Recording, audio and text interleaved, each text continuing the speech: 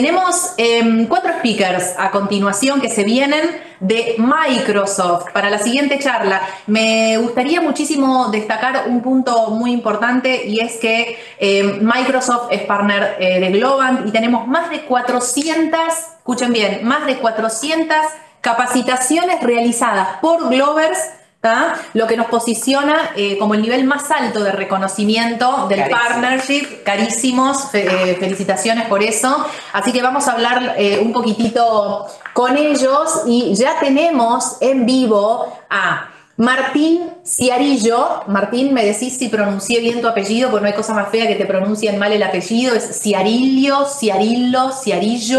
La historia de mi vida igual, pero La estuvo historia muy de tu bien. vida, claro, sí, me imagino. Vos, si querés, decí tu nombre y tu apellido. Martín Ciarrillo. Martín Ciarillo, bien, Ciarrillo, muy bien, director del grupo de Data e Inteligencia Artificial, que nos comparte una anécdota muy linda que está vinculada a su hija de 4 años, que a su decir, le ha enseñado a ver el mundo desde una perspectiva completamente nueva, diferente, moderna. Así que, bueno, a menudo él se sorprende con las preguntas de la gordita y sus observaciones. Así que, bueno, considera increíble cómo un niño pequeño, y cuánto aprendemos de nuestros hijos realmente, cuánto un niño pequeño puede ser nuestro maestro en temas de curiosidad y creatividad, fundamentalmente en estos tiempos del Gen AI. Así que bienvenido, Martín, ya nos contarás más de tu pequeña y las cosas que aprendes de ella. Y también nos acompaña Gonzalo Becerra, Cloud Solution Architect, que se especializa en guiar a sus clientes a través de la transformación digital.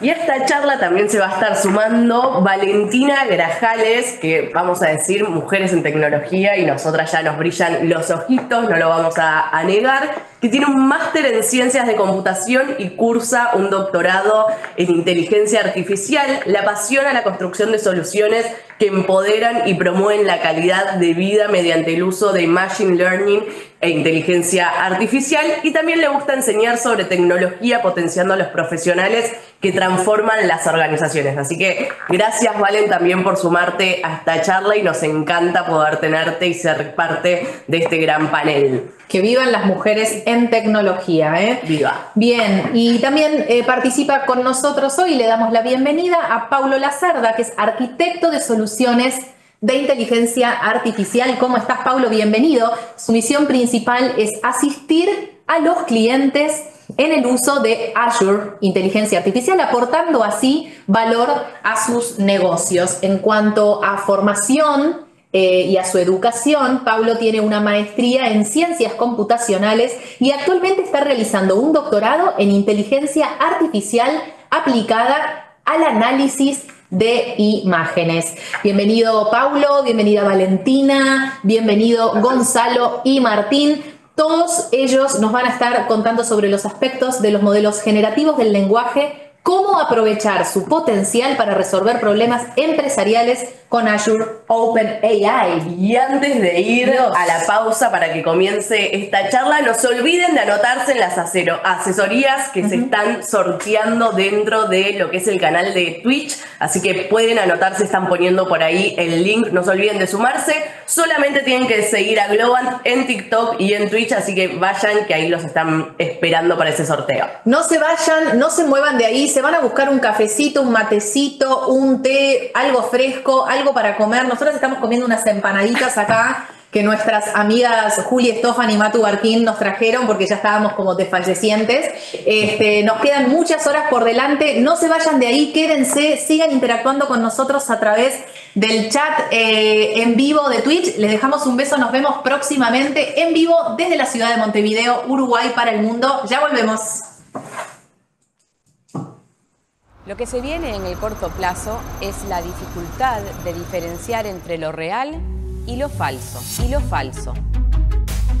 Los datos que nos llegan a nuestro teléfono, a nuestras pantallas, ya están movilizados por grandes redes neuronales que digitan y determinan qué contenido vamos a ponerle al próximo like.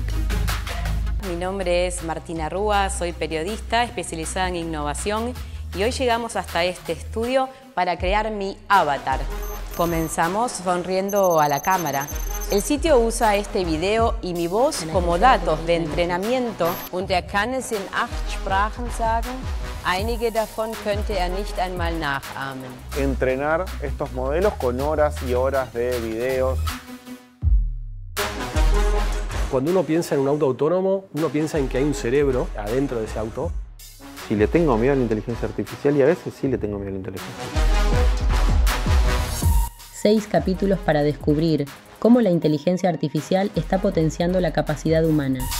Lo que uno puede proyectar, puede imaginar, nunca es demasiado. Su aplicación en el arte y la creatividad, la salud, el futuro del trabajo, la economía cotidiana, el deporte y la movilidad. Dependerá de los futuros trabajadores del día de mañana aprender a entender cómo usar estas herramientas e incorporarlas. By inspiring and surprising humans. ¿Estaremos en los inicios de un avance tecnológico que cambiará de manera definitiva nuestra existencia?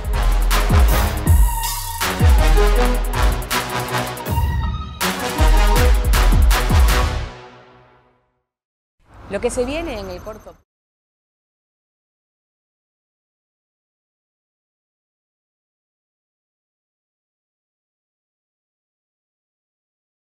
con el equipo que trabajamos a diario en resolver problemáticas del uso de inteligencia artificial generativa. Y bueno, les vamos a contar un poquito de lo que viene pasando, sobre todo en los últimos meses.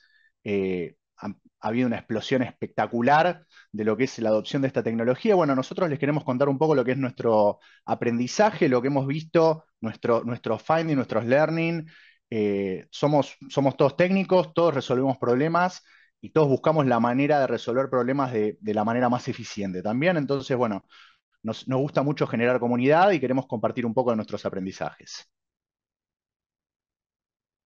¿Qué tenemos pensado en la agenda? Bueno, hablar un poquito de la evolución, qué es lo que está pasando, qué son estos LLMs de los que habla todo el mundo, hablar un poco de cómo nosotros planteamos nuestra estrategia para el abordaje de esta tecnología en Microsoft y contarles un poco en detalle por qué elegimos esa estrategia, específicamente para que ustedes puedan tener en cuenta el mismo proceso y cuando tengan que enfrentarse a desafíos similares, poder seguir el mismo razonamiento o poder tomar decisiones que vayan para otro lado, pero teniendo en cuenta un poco lo que les estamos contando. ¿Por qué estamos acá primero, ¿no? Un poco de contexto para entender el impacto de lo que ocurrió en los últimos 6 meses, ¿no? Porque realmente creo que es algo destacable y digno de ser mencionado. ChatGPT, creo que es innegable que Microsoft le toca liderar en la disrupción del AI generativo. ChatGPT genera una disrupción sin precedentes, se convierte en la solución de más rápida adopción, la solución digital de más rápida adopción en la historia, ¿no? O sea, 16 años para que los teléfonos celulares lleguen a una masa crítica de 100 millones de usuarios, 7 años para Internet, 4 años y medio para Facebook, lo que a ChatGPT le toma solamente 2 meses. Creo que hay algo interesante en la era digital, es que los patrones de consumo son innegables y esto generó una eclosión infinita que realmente ha impactado a todas las industrias, ¿no? Entonces, no se me ocurre realmente una industria con la cual no hayamos tenido algún intercambio en los últimos 6 meses. O sea, desde salud, retail, todos los segmentos, todos están realmente tratando de entender cuál es el impacto de lo que está pasando y cómo eso puede potencialmente generar una disrupción en su negocio. Y eso es un patrón en común que ocurre ante todas las disrupciones de esta naturaleza. Esta creo que realmente ha generado un ciclo sin precedente en cuanto a lo veloz. Un poco de historia para contextualizar aún más qué es lo que está pasando. Obviamente la inteligencia artificial no es nada nuevo, ¿no? O sea, creo que venimos de un recorrido bastante extensivo en el área académica. De hecho, varios de los chicos acá tienen un recorrido muy, muy interesante, académico, especializado en el área, desde los años 50 hasta los últimos descubrimientos que tienen que ver con la AI generativa, que realmente hicieron que Microsoft reforzara un partnership preexistente con OpenAI, ¿no? Que ya databa de 2019, con $1 billón de inversión para hacer research y para hacer desarrollo de productos en conjunto, reforzar esa inversión con 10 billones adicionales a principios de este año, que eso deviene también en todo lo que es el anuncio de nuestros productos de escala empresarial. ¿Por qué aclaro de escala empresarial? Porque obviamente que toda esta experiencia está muy sesgada por todo lo que tuvo que ver con ChatGPT, y cada vez que nosotros tenemos que hablar con clientes tenemos que hacer la diferencia entre lo que es un producto de laboratorio, digamos, que se usó para hacer una prueba de concepto como ChatGPT, de lo que tiene que ver cuando nosotros adoptamos inteligencia artificial generativa de escala empresarial. Y un poco el recorrido que vamos a hacer hoy tiene que ver con eso. Si nosotros pensamos en lo que es el desarrollo tradicional de modelos, nos vamos a encontrar con modelos pensados específicamente para una función, con un subset de data específicamente curada para esa función, y hasta a veces incluso con grupos diferentes que llevan adelante estos desarrollos. Y un poco el cambio de paradigma lo encaro por este lado, porque algo que notamos nosotros también es que incluso para la gente de tecnología, gente de data que viene navegando desafíos hace mucho tiempo, es realmente disruptivo lo que está ocurriendo. Nosotros nos vamos a referir a los modelos fundacionales, que son justamente estos modelos que están basados en los modelos de transformadores, como eje central de las soluciones que nosotros trabajamos. Y no va a haber tanto foco, digamos, en generar modelos para cada caso de uso, sino justamente en poder habilitar un modelo que sirva para generar ese puente con información ya existente, ¿no? O sea, nosotros entendemos, y ahora un poco voy a explicar el rationale de la elección de la arquitectura que vamos a describir, que utilizando la arquitectura de referencia que nosotros vamos a recomendar, permite a las empresas capitalizar mucho mejor información preexistente, generada durante décadas a veces, que es, como decían en la charla anterior, una ventaja competitiva, siempre. Y digamos, a partir de esa información, poder generar output utilizando todo el poder de los modelos generativos. Entonces, vamos a hacer una pequeña analogía en línea con lo que vamos a discutir, y para que se empiece a entender un poco el rationale de cómo nosotros tomamos la decisión de la estrategia para definir las arquitecturas que les vamos a compartir. Si nosotros pensamos en una casa y en la construcción de una casa, nosotros vamos a tener posibilidad de consumir, de customizar o de construir esa casa. Si nosotros pensamos en los permisos, en los servicios, en los cimientos, en la definición del exterior de la casa y en el interior, la diferencia entre construir una casa de cero, renovar totalmente una casa o hacerla a medida es fundamental. Y con la elección de los modelos pasa exactamente lo mismo. Nosotros les vamos a mostrar cómo elegir una arquitectura de referencia como GPT-RAG ayuda a escalar, fundamentalmente considerando las variables de tiempo y de costo, y que justamente es la primer mejor elección para poder avanzar hacia después de definir si es necesario un fine-tune o incluso tomar una estrategia que tenga que ver con desarrollar un modelo custom, que obviamente es mucho más caro, lleva mucho más tiempo y hay que tener otras consideraciones de base. Pensando desde ese lado, justamente nosotros lo que hacemos es definir una arquitectura de Retrieval Augmented que lo que hace es utilizar lo mejor de los dos mundos, ¿no? Justamente poder construir capacidades que nos permitan traer datos existentes, pero también jugar con esas capacidades generativas que tienen los modelos. Y justamente utilizar el prompt engineer para adoptar ese contexto específico que nosotros necesitamos para resolver problemáticas. Lo que nosotros descubrimos es que con ese tipo de arquitectura nosotros somos capaces de solucionar el 90% de los casos de uso, con pequeños ajustes obviamente, pero un 90% de los casos de uso de escala empresarial con lo que nos encontramos. Por eso es que plantear una arquitectura, que bueno, ahí les dejamos el link del repo, que lo van a ver presente a lo largo de toda la presentación, una arquitectura basada en RAG, es justamente el primer paso más sensato para adoptar una posición de solving utilizando AI generativo, ¿no? Y bueno, ahora el equipo les va a contar más en detalle cómo nosotros definimos la arquitectura, cuáles son los componentes y cómo hacemos justamente que esto pueda escalar a escala empresarial. Eso quiere decir, con todos los controles necesarios, con la seguridad y pudiendo garantizar la escalabilidad necesaria que obviamente dan los servicios de nube. Así que bueno, con eso le voy a dar el pase a Gonza Becerra.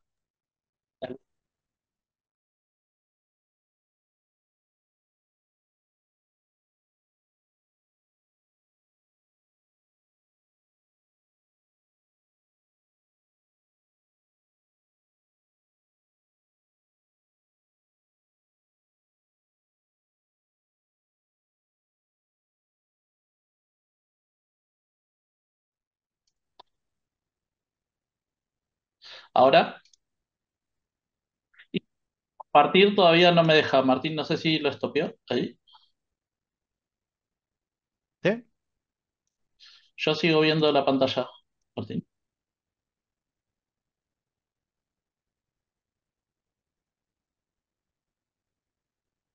A ver, no me deja. Así que...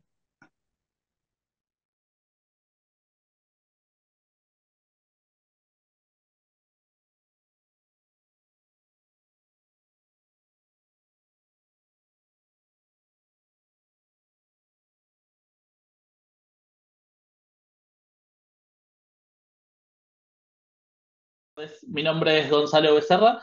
Eh, Bueno, basado en la arquitectura que estuvo comentando Martín, esto surgió, digamos, en un proyecto donde empezamos a trabajar con las grandes organizaciones y empezamos a identificar las distintas necesidades que tenían. En base a eso empezamos a trabajar para poder adoptar las mejores prácticas para aprovechar estos modelos y poder nutrirlos con la información corporativa y sacar el máximo provecho para las organizaciones.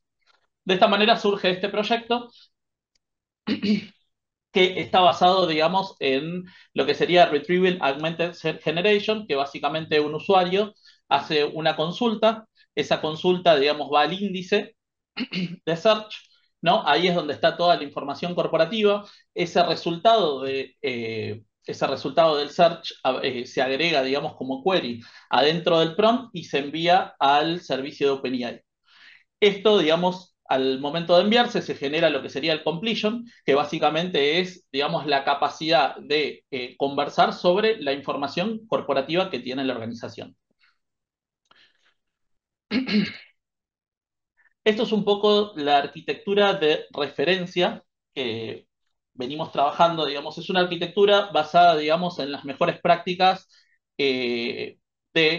siguiendo las mejores prácticas de lo que sería seguridad, infraestructura, a nivel datos de que tenga la mayor capacidad utilizando las últimas funcionalidades liberadas por el equipo de producto, donde nos puede ayudar a mejorar la calidad de respuestas. Bueno, es una arquitectura, digamos, de lo más completa, basado en los principios de Zero Trust, ¿no? ¿Qué quiere decir? Donde hay distintos componentes. Estos componentes, digamos, tenemos un frontend, ¿no?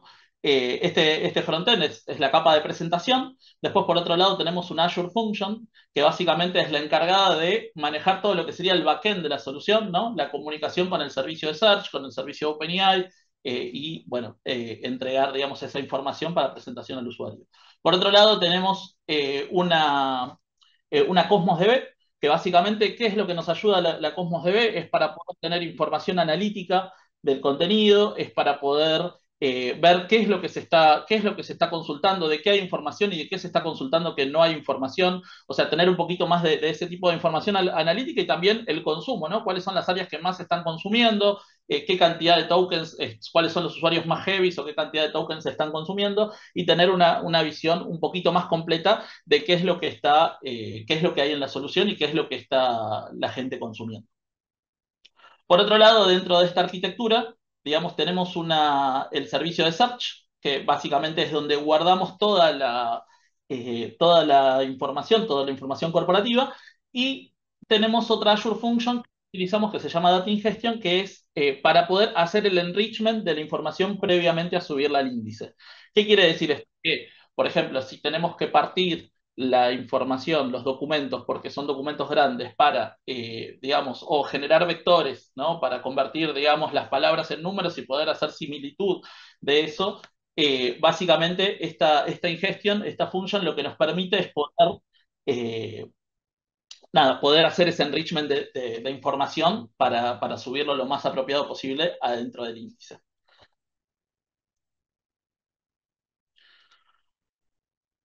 Estos son los tres componentes principales que veníamos conversando. Básicamente, digamos, tenemos el ingestion, que es el componente para poder hacer todo el enrichment, para poder generar vectores, para hacer chequeos de índice, para customizar todo lo que sería el data source.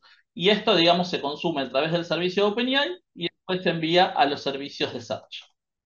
Por otro lado, tenemos el orquestador, que es la otra function, que es, digamos, la principal encargada del backend, como comenté antes, donde nos permite, digamos, trabajar con los distintos tipos de tecnologías o de estrategias de poder consumir esos datos, ¿no? Por ejemplo, si quiero hacer búsquedas por términos o búsquedas vectoriales o búsquedas híbridas, ¿no? Vectoriales y por término, o búsquedas semánticas, donde hay un modelo de GPT interpretando la intención, y esa intención, digamos, poder hacer un re-ranking de ese contenido en base a lo que, a la intención de la pregunta. Y después, por otro lado, tenemos una capa de frontend, que básicamente esta capa de frontend está, digamos, basada en las mejores prácticas, que en este caso, digamos, tiene una capa de integración con el servicio de speech, cosa de poder consultar a través de voz y recibir a través de voz para un tema de accesibilidad también, como una manera de escalar también la parte de lo que sería frontend. Les voy a mostrar una breve, esto es un repositorio público que tenemos en base a esta arquitectura. Donde está esta arquitectura, bueno, está el link como comentó Martín, tenemos un montón de documentación para darle seguimiento, y acá lo que podemos ver, hay un botón que dice Deploy to Azure.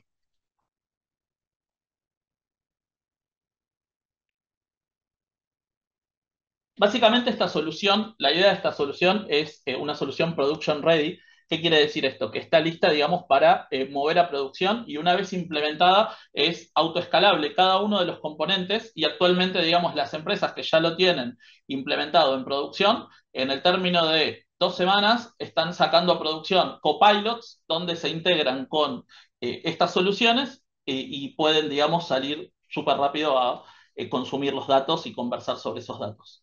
Bueno, acá tenemos lo que sería el deployment. Básicamente hay 3 datos importantes a tener en cuenta. Es la suscripción que queremos utilizar, en la región donde los vamos a desplegar, y cómo va a ser el resource group. Esta solución crea un resource group con todos los componentes que hay adentro, ¿no? Que requieren y que estuvimos presentando.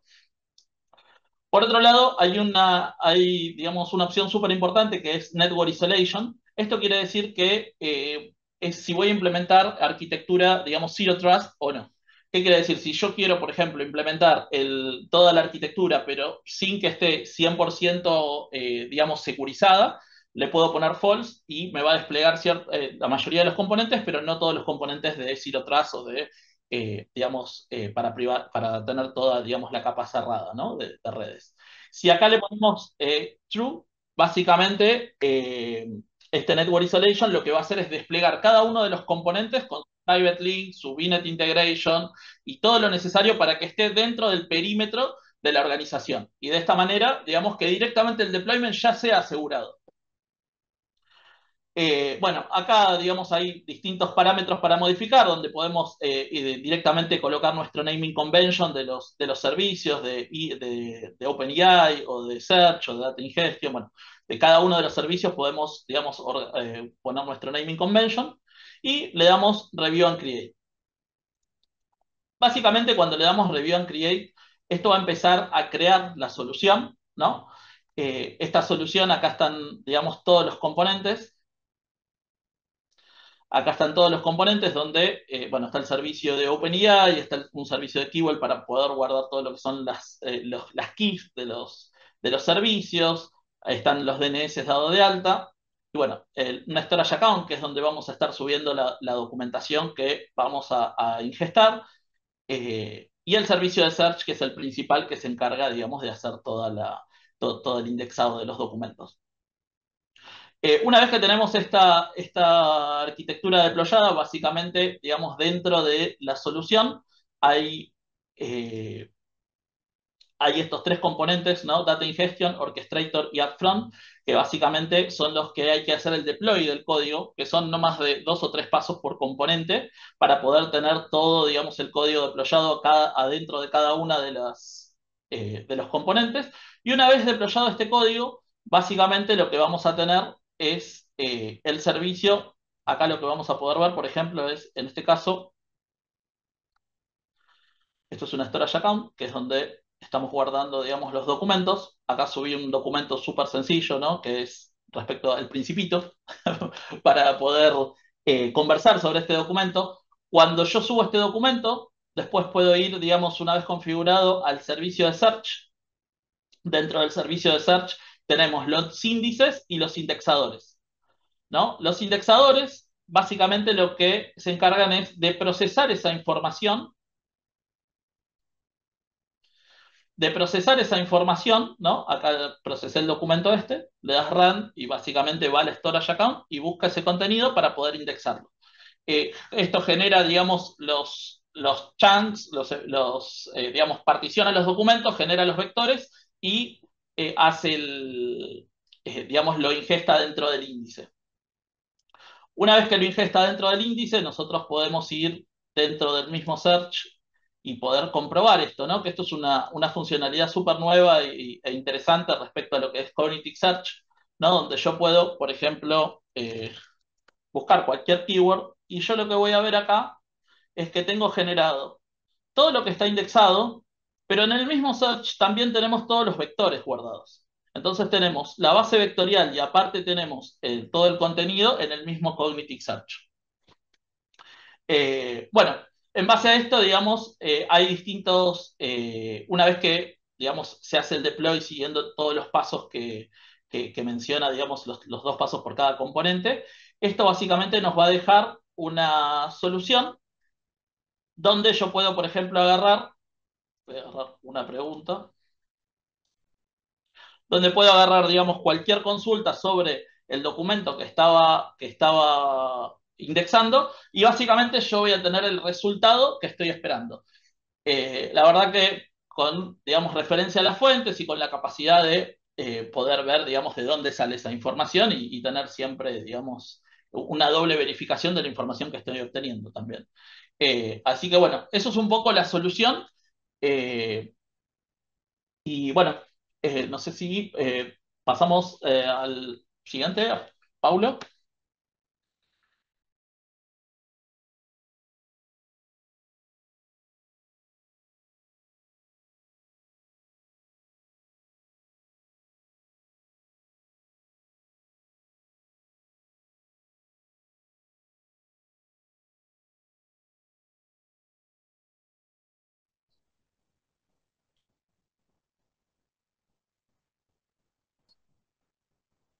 Ahora sí.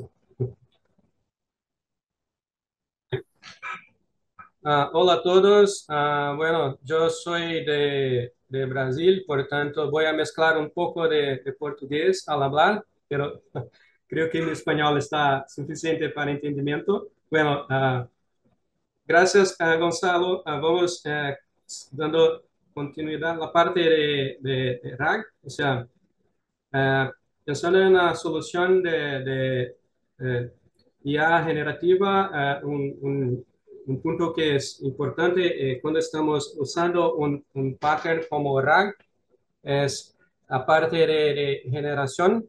La primera parte es la parte de retrieval, o sea, de búsqueda, y la segunda de generación de la respuesta, o sea, si usamos una buena estrategia para la búsqueda en conjunto con una buena estrategia para generar la respuesta, esto va a resolver la gran mayoría de los casos. Y vamos a hablar un poco de lo que sería esta segunda parte en que un componente súper importante es el prompt, o sea, que son las instrucciones que van a ser enviadas al modelo. ¿Qué sería exactamente eso, no? Pensando en prompt, acá tenemos en este diagrama una visión de una aplicación a la derecha Y a la izquierda el modelo, o sea, el modelo GPT-3 o GPT-4, el modelo que va a generar la respuesta para la aplicación. Tenemos acá en la aplicación la manera que nos conectamos al modelo es a través de una API. O sea, el modelo de GPT está disponible como una API en Azure y la aplicación hace el consumo y el uso de eso, haciendo una solicitud a la API y como input usa un prompt, o sea, una instrucción de lo que el modelo tiene que hacer. Como en estos ejemplos acá, tenemos un ejemplo en que, por ejemplo, extrae el nombre del texto en este primer caso. Otra tarea que se puede poner en el prompt es como análisis de sentimiento, por ejemplo, diga si en una frase o una conversación tiene un sentimiento positivo o negativo, o mismo otro, y varias tareas como summarization también, es otro que se puede usar con base en un texto, dame un sumario del texto. Entonces, este conjunto de instrucciones que vamos a usar como input al modelo es lo que llamamos de prompt. Y este flujo, o sea, el flujo de trabajo de la persona que crea los prompts, o sea, el prompt engineer, típicamente empieza con lo que llamamos una manera de crear un prompt zero shot, o sea, básicamente darle una instrucción sencilla como estos ejemplos, extrae el nombre, dígame cuál es el sentimiento. Entonces esto sí funciona bien, ok, pero si quieres mejorar la calidad de la respuesta, de la generación del contenido, puede añadir algunos ejemplos en el prompt como ejemplos de cómo desea que el modelo va a hacer la tarea. Y con eso es lo que llamamos de in-context learning, o sea, darle algunos ejemplos en el prompt, en las instrucciones de cómo que si espera que el modelo va a funcionar. ¿Okay? Entonces, como pueden ver, este es un proceso que típicamente es iterativo, o sea, empieza de manera más simple y va creando, agregando más cosas al prompt para casos en que son más complejos o que desea trabajar con una entrada de datos que tiene más volumen o es una tarea más compleja, puede mismo combinar más de un prompt, creando una cadena de prompts, por ejemplo.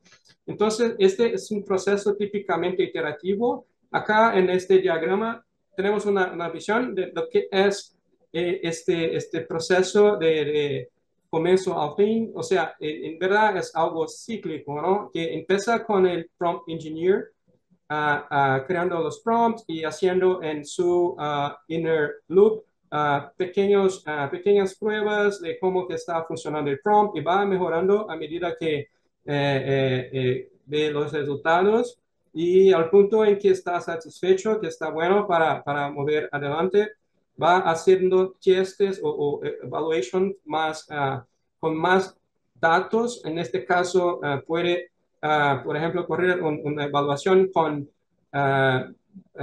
centenas de ejemplos de preguntas y evaluar si el prompt está contestando de manera adecuada, si por ejemplo tiene coherencia de la respuesta con las fuentes que están siendo usadas para contestar el usuario y así por delante. Y cuando esto está con buena calidad, o sea, está satisfactorio, puede mover adelante para despliegue en producción. Y este es como yo dije, es un flujo que es cíclico, o sea, al punto que está en producción, puede monitorear y observar el feedback del uso y con base en eso continuar mejorando, o sea, un flujo de mejoría continua para la solución. Entonces, esta es una idea general de qué es el prompt y más o menos cómo que trabajamos y creamos prompts. Ahora yo voy a mostrar un caso más práctico de cómo que esto funciona. empezando con un ejemplo que tengo acá yo para facilitar, estoy usando un ejemplo de Argentina. Tengo un archivo que es del boletín oficial, como que tiene todas las cosas del día. Y tengo acá que bajé de ayer, de día de ayer 13. Entonces, acá este documento, por ejemplo, es el boletín oficial de ayer con un montón de datos. Entonces, imagina, por ejemplo, si quieres usar esto para proveer, contestar a los usuarios con base en la información que tiene acá. Por ejemplo, acá está diciendo acerca del sistema de documentación de las capturas, que es un sistema así. Entonces, por ejemplo, si vamos a Bing, por ejemplo, y hago una pregunta acá de tipo acerca de este tema, como ¿qué es SDC? Y caso es que cuando hago este tipo de pregunta acá en un contexto sin mucho contexto y de manera abierta en Bing, va a traer un montón de cosas que no necesariamente está relacionado a lo que quiero. Entonces, lo que voy a hacer es usar esto como dato para una solución de tipo charla con tus datos. Entonces, esto que vamos a usar como input para que tengamos respuestas específicas en este dominio del boletín. ¿Ok? Para esto estoy usando una solución, la que Gonzalo presentó antes.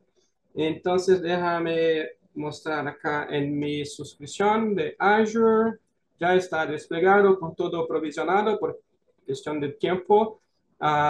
Entonces, acá tengo un resource group con todos los recursos y servicios que voy a usar en la solución para poder contestar con base en los datos que quiero. Entonces, por ejemplo, tengo acá un storage account con a donde tengo los archivos. En este ejemplo es sencillo, solo tengo un archivo acá que es exactamente el PDF que estaba compartiendo antes.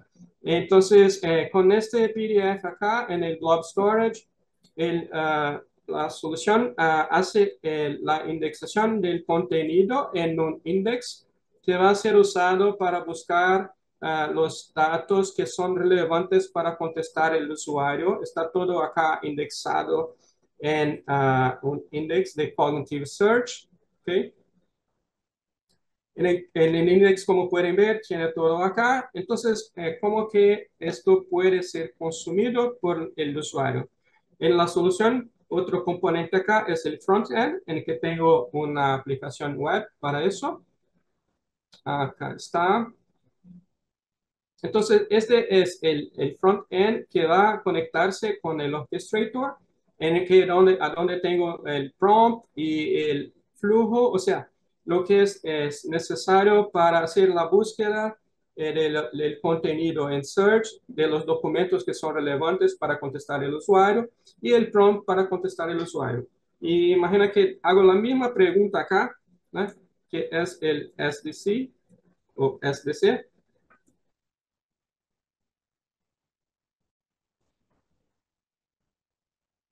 Lo que está haciendo ahora es básicamente el flujo de RAG, o sea, el pattern que Retrieval Augmented Generation, o sea, básicamente tiene la búsqueda de los documentos en el index de Cognitive Search, trae los documentos que van a ser usados para contextualizar el prompt y ayudar el modelo GPT a contestar el usuario de manera contextualizada.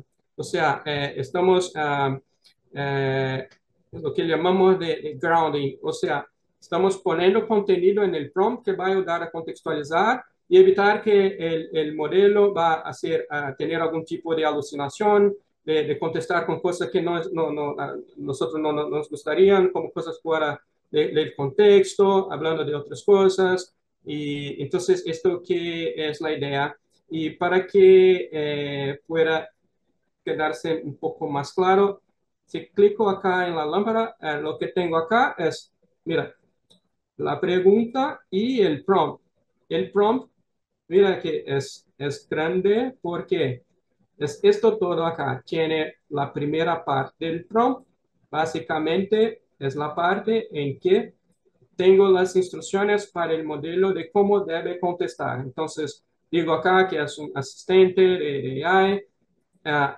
Tengo algunas instrucciones a más acá, como por ejemplo, si la información no está en las fuentes, diga que no lo sabes, cosas del tipo. Y además de eso, tengo las fuentes, o sea, toda la información relevante que estaba en search, para poder contestar adecuadamente el usuario. ¿Okay? Entonces, esta es la idea de RAG y así funciona muy bien. ¿Sí? Por ejemplo, acá voy a hacer más otra pregunta acá acerca, imagina que y estoy preguntando a partir de los datos que están ingestados en el index de Cognitive Search y puedo preguntar más cosas de cuáles son las últimas actualizaciones acerca del SDC en el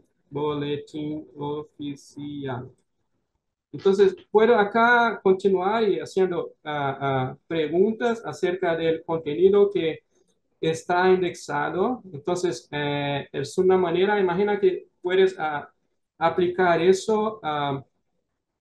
Entonces, mira, está hablando del boletín oficial, tengo mismo las fuentes acá. Estoy muy seguro que está contestando con base en cosas que son que lo quiero que use, ¿no? Como base para trabajar. Y, por ejemplo, si hago una pregunta que está fuera de contexto, como por ejemplo, ¿quién es Diego Maradona? Idealmente acá no va a contestar porque tengo en el prompt instrucciones que son específicas para que solo conteste si tiene la información en las fuentes, ¿ok? Entonces, alguien puede considerar esto como una falla grave, ¿no? Que no sabe quién es Diego, pero está siguiendo mis instrucciones de manera adecuada. Entonces, esta es la idea del prompt. Así funciona el prompt. Entonces, este es un ejemplo funcional de cómo se puede trabajar con un modelo de LLM usando el pattern RAG. ¿Qué más? Bueno, ahora un punto que es relevante, que si quieres trabajar con prompts, puede usar ahí en Azure varios recursos que se puede usar para darte como uno que es Prompt Flow. Prompt Flow es una herramienta, en verdad, es una funcionalidad de un servicio en Azure que se llama Azure Machine Learning y que se puede hacer todo tipo de trabajo con Data Science, Machine Learning, y uno de los recursos a más que lo tienen es aparte de Prompt Flow, que es para trabajar justamente con la creación de prompts, pruebas, y hacer eso de manera estructurada, de acuerdo con las buenas prácticas. En este ejemplo acá, puedo crear un flujo de prompts visual, o sea, en este caso, mira, por una cuestión de tiempo no voy a entrar en todos los detalles y todo que se puede hacer acá, que es un montón de cosas, pero imagina que si quieres crear un flujo de RAG, puedes crear de manera visual, en que tiene las etapas del flujo que comienza con una pregunta del usuario y el usuario va a entrar con la pregunta. La pregunta, como estamos usando un tipo de index que es vector, de vectores, vamos a crear un vector que representa la pregunta del usuario y vamos a usar esto como entrada, o sea, para que sea usado para la búsqueda de los documentos, la información relevante para contestar el usuario. Esto se hace con esta etapa acá. Y después vamos a generar con el resultado de la búsqueda, generar un contexto para poner en el prompt y con eso llamar al final, llamar el modelo, hacer una solicitud al modelo de Azure OpenAI para contestar. Entonces, básicamente acá hay un montón de recursos, no vamos a tener tiempo de entrar en todo acá, pero la idea es que compartir con ustedes que pueden probar acá y usar para crear sus prompts. En este caso, por ejemplo, como es interactivo, puedo crear variaciones de prompt con instrucciones diferentes y evaluar cuál funciona mejor de acuerdo con la pregunta del usuario. Y una vez que esto esté listo, puedo avanzar. Pensando en el flujo de trabajo, puedo hacer pruebas con un volumen más grande de datos, de preguntas y avaliar, por ejemplo, de acuerdo con algunas métricas como el nivel de groundness, o sea, cuánto que una respuesta está dentro de las fuentes que están en el contexto para ver si cuanto más mejor para evitar casos en que yo no tenga una respuesta que no está de acuerdo con las fuentes, cosas de ese tipo. Esto se puede hacer acá también de manera sencilla. Y al fin puedes también desplegar este flujo y consumir este flujo en la capa de orquestación de la solución. Entonces, básicamente es la idea acá, el front flow. Y avanzando al fin de mi parte, acá déjame volver al slides. Ok, aquí estoy. Bueno, entonces, con eso llegamos al fin de la parte de prompting. Un punto que no puedo dejar de hablar es la parte del tema de Responsible AI. Ese es un tema que es muy relevante y Microsoft tiene eso como fundamental en todos los servicios de AI. Y no sería diferente en el caso de prompt y Azure OpenAI. Entonces, esto es un tema que puede ser, que apoyamos de varias maneras. La primera manera de que se tenga una solución de AI que sea responsable es trabajando en el prompt. Se puede agregar al prompt cosas como instrucciones que sean como en este caso que el modelo siempre sea respetuoso, no use uno u otro tipo de palabras, el tono de la conversación sea siempre polite, o sea, este tipo de cosas son buenas prácticas que se puede añadir al prompt con instrucciones específicas. Y además de eso, hay también en la plataforma de Azure recursos que se puede usar. Cuando se usa, por ejemplo, Azure OpenAI, ya tiene por default un mecanismo de content safety, o sea, content filtering si el usuario está usando de manera abusiva, usando determinados tipos de palabras, el mecanismo de content filtering va a filtrar y evitar que el modelo tenga algún tipo de respuesta para eso. Hay también un servicio que ya está en Azure OpenAI, que es de Abuse Monitoring, que son casos que son indicados y eventos de casos de abuso que son reportados a los clientes que están usando el servicio para tomar algún tipo de acción, si fuera el caso. ¿Ok? Entonces, gente, es eso. Valentina, ahora vamos a pasar para Valentina para que hablamos un poco de fine tuning, custom models y un segundo.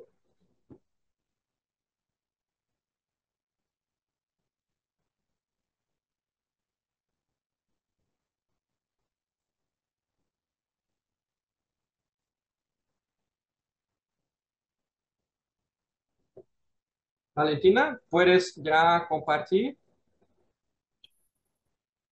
Ok.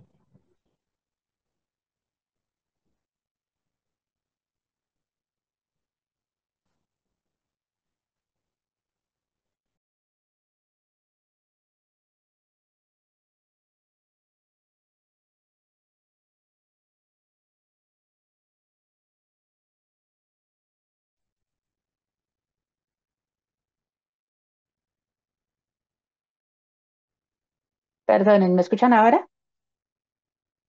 Perdón. Perfecto, ya les comparto pantalla.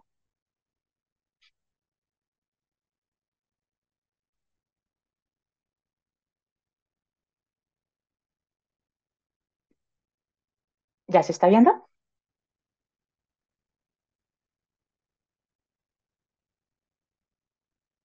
Perfecto, muchísimas gracias por la invitación.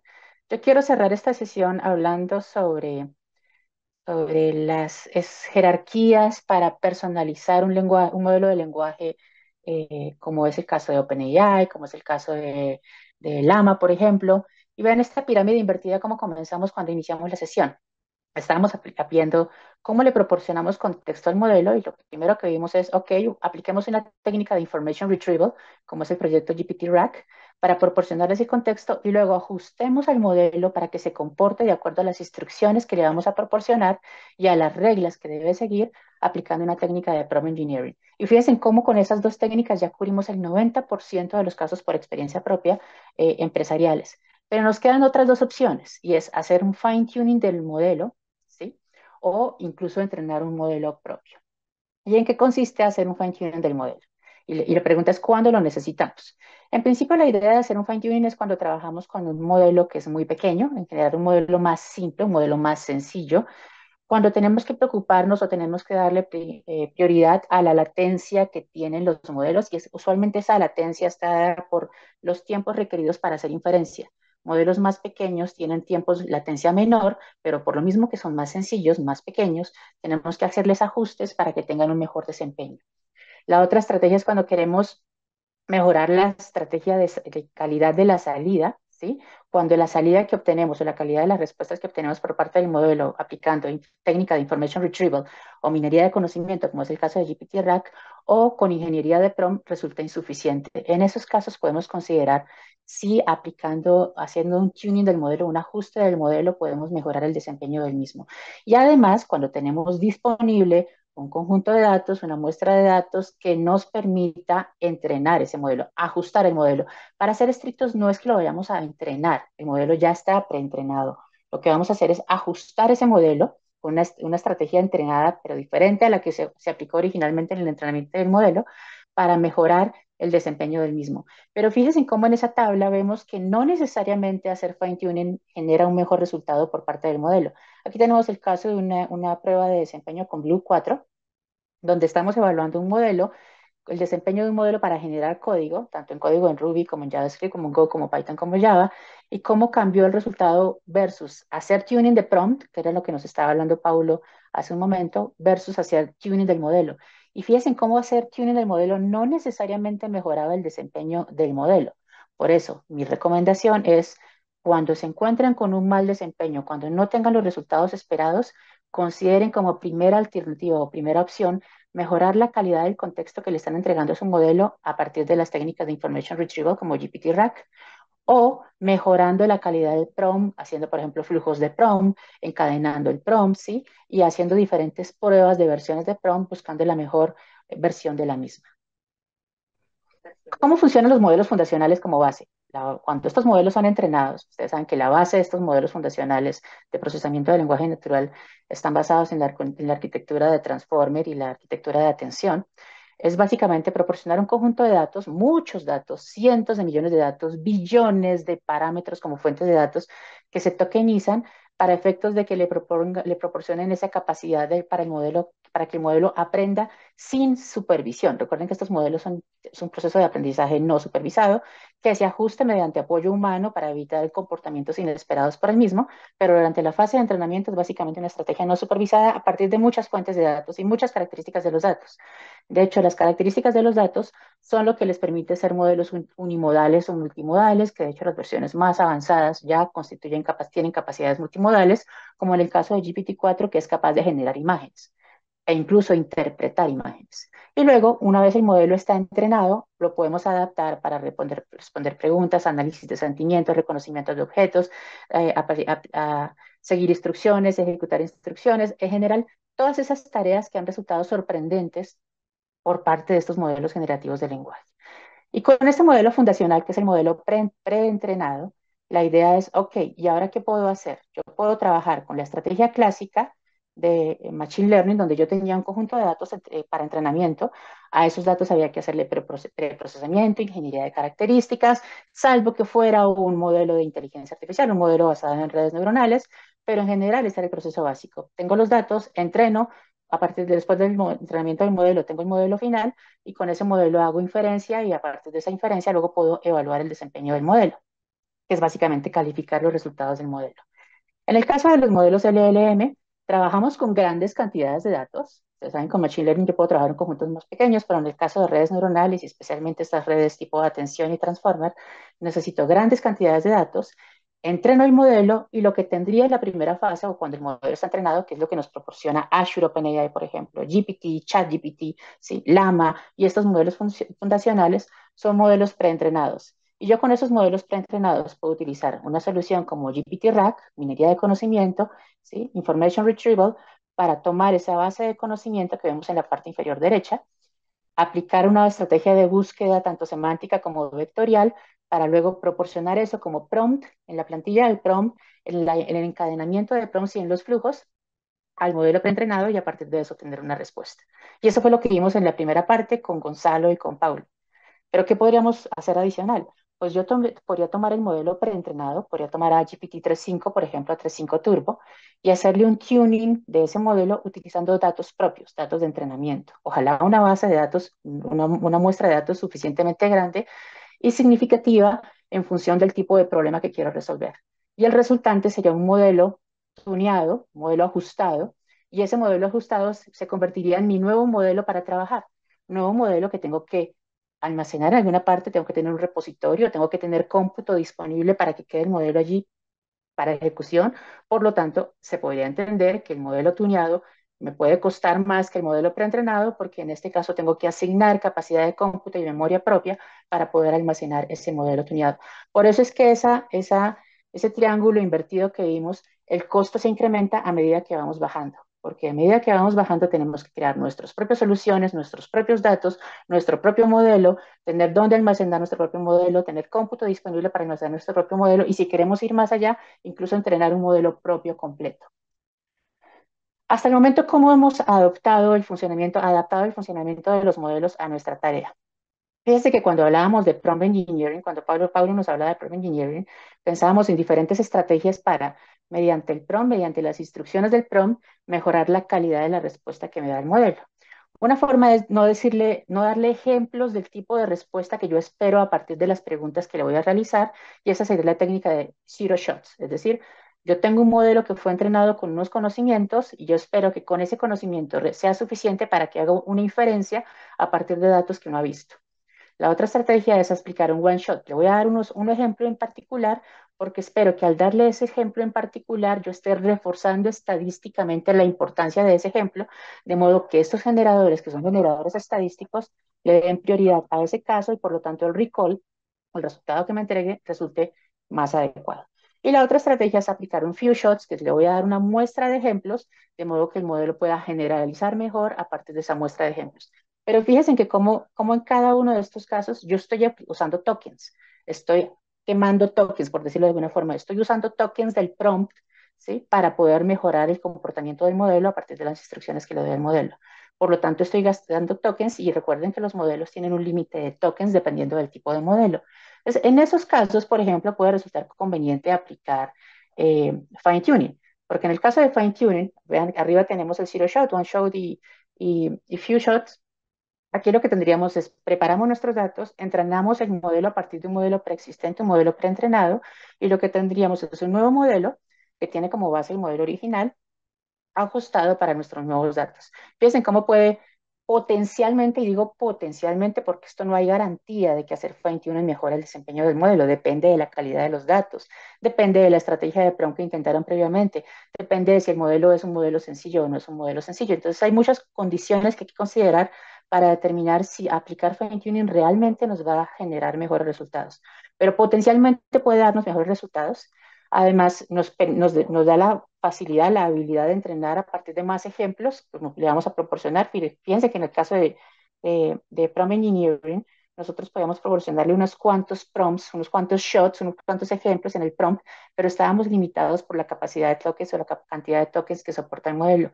Aquí podríamos darle una muestra mucho más grande porque finalmente no vamos a usar tokens para ajustar el modelo. Y como podemos utilizar un modelo más simple para efectos de obtener resultados, podemos también reducir la latencia aplicando fine-tuning. Pero siempre recuerden, fine-tuning no es garantía de éxito. Hay que determinar bien si es una buena estrategia en función del tipo de modelo que estamos utilizando, el tipo de datos y la estrategia de prompt que hemos aplicado, incluso la forma como estamos proporcionándole el contexto al modelo, como es el caso que vimos con Gonzalo, aplicando una técnica de information retrieval. Entonces, al final, ¿qué tendríamos? Tendríamos un modelo original, que es el modelo del dominio de conocimiento con el que fue entrenado. Ese modelo original tiene, perdón, que me fui al slide siguiente, nos da lugar al modelo fundacional y lo que hacemos es ajustar ese modelo fundacional haciendo fine-tuning para realmente lo que estamos haciendo es modificando el espacio vectorial en el cual hace la búsqueda de ese modelo. Y realmente lo que va a ocurrir es que vamos a incorporar unas capas adicionales en la red neuronal, capas que van a ser ajustadas mediante una técnica de descenso gradiente. Son las mismas técnicas que conocemos en aprendizaje y en entrenamiento en redes neuronales, solamente que son aplicadas sobre una red neuronal preexistente, los modelos fundacionales, para efectos de que obtengamos mejor resultado en nuestras respuestas. Y para lograr eso, nosotros podemos, como Microsoft, nosotros les sugerimos que cuando utilicen nuestras tecnologías, utilicen nuestro Azure Machine Learning Studio y nuestras herramientas de inteligencia artificial para evaluar el desempeño entre diferentes modelos. Nosotros no solo tenemos Azure OpenAI, ustedes pueden ingresar a nuestra herramienta de Azure Machine Learning y ahí van a ver que hay una enorme base de modelos fundacionales, así como los hay en AWS y así como los hay en Google. Para que no piensen, no, es que yo solamente voy con eso porque ellos no tienen estos modelos y Microsoft solo me obliga a utilizar Azure OpenAI. No, aquí tienen la opción de usar OpenAI, pero también pueden utilizar otros modelos fundacionales. Y si decido utilizar otros modelos fundacionales, e incluso si quiero comparar otros modelos fundacionales con Azure OpenAI, puedo apalancarme en Azure Machine Learning Studio para cargar esos modelos, optimizar esos modelos, ajustar esos modelos, hacerle tuning al modelo e incluso comparar esos modelos entre sí a partir de los datos con los que voy a trabajar.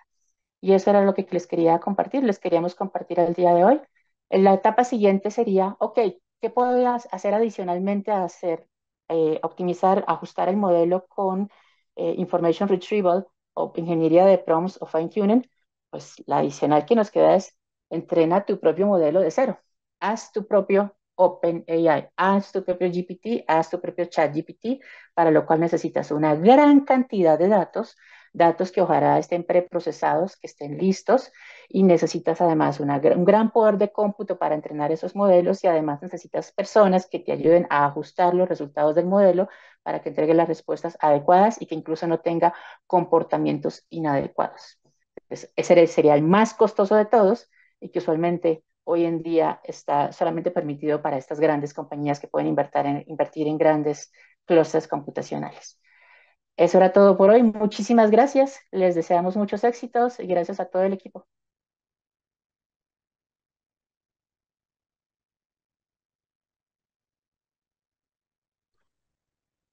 Bueno, muchas gracias por habernos invitado. Espero que les hayan gustado. Y bueno, les dejamos nuestras redes en LinkedIn para que conecten y cualquier duda que tengan podemos conectar por esa vía. Gracias por invitarnos. Muchas gracias.